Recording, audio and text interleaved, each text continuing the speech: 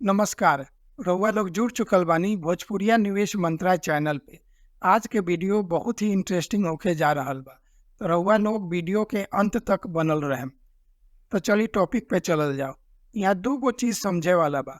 ये active income का होला, पैसिव इनकम का होला। देखिए, एक्टिव इनकम के मतलब है कि जब तक हम निशन अपन टाइम देता निशन, काम करत बानी सन, तब तक पैसा आवता।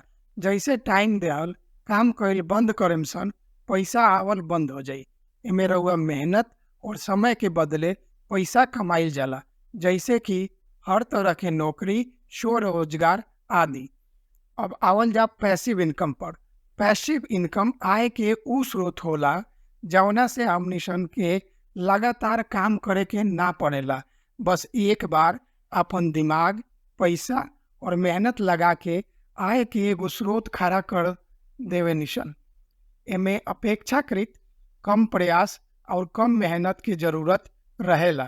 उदाहरण के तौर पर देखल जाओ तो संपत्ति के किराया से आवे वाला इनकम, कोनो तरह के रॉयल्टी से आवे वाला इनकम।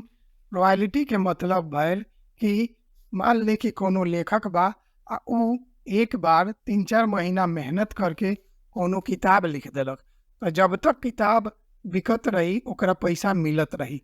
तो अब रउआ लोग कहेम लोगन कि अतना संपत्ति रही आ अतना रॉयल्टी मांगे के जगह पर रहती सन, तो कौन बात रहल। लेकिन जौन सबसे आसान तरीका बा पैसिव आय के स्रोत खड़ा करे के, उहे काम हमनिसन ना करे निसन। सबसे आसान तरीका बा पैसिव आय के स्रोत खड़ा करे के, उ बा म्यूचुअल फंड या शेयर मार्केट में निवेश।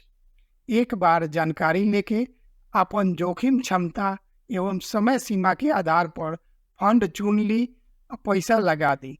उ पैसवा रउआ सुतलो रहम तो काम पर लागल रही। उदाहरण के तौर पे समझल जाओ तो मान ली हमनी सन हर एक महीना टाटा या रिलायंस के शेयर खरीदत बानी सन। तो टाटा या रिलायंस हमनी सन के ई नानू कहे कि 9 से 5 नौकरी कैला के बाद आके हमरा यहाँ खटे के पड़ी। देखिए, अगर हमनी सन टाटा या रिलायंस या कोनो कंपनी के एको गो शेयर खरीद लेनी सन, तो हमनी सन वो कंपनी के पार्टनर हो गई सन, वो कंपनी के ग्रोथ स्टोरी में शामिल हो गई सन। और वो कंपनी अब जैसे जैसे बढ़े हमनी सन के पैसों वैसे वैसे बढ़त रही। आ यह टाटा या रिलायंस के नाम उदाहरण खातिर लियल भाई, कोनो तरह के इन्वेस्टमेंट आइडिया नहीं खे। देखी, भोजपुरिया माटी के हमनी सन के समस्या समझी। यहाँ हमनी सन के अधिक से अधिक भाई लोग नौकरी या छोट मोट धंधा पर आश्रित बानी सन। यूपी में तो जब से योगी जी आई बने इन्वेस्टर समिट होखे लागल बा, कुछ निवेश भी आवे लागल बा। लेकिन बिहार में ऐसन पॉलिटिकल सिचुएशन बा कि लागते नहीं कि कभी इन्वेस्टर समिट बिहारों में होई आ यहाँ कुछ फैक्ट्री आई। और न तो जौन पहले के फैक्ट्री रहे वो सब बंद हो गई सब। तो हमनी सन का जौन भी नौकरी बा, धंधा पानी बा, वही में से कुछ पैसा बचा के वही पैसवा के काम पर लगावे के बा। देखी, हमनी सन के ना कुछ ऐसा आय के स्रोत ढूंढे के पड़ी जौना से वेल्थ क्रिएट हो। आ ओ लायक सबसे आसान तरीका बा SIP। SIP पे अलग से एगो वीडियो बनल बा, लिंक डिस्क्रिप्शन में देहल बा। अगर एकरा अलावे रउआ लोग का पैसिव इनकम के औरो कोनो स्रोत पता होखे तो हमरा के कमेंट करके जरूर बताएं।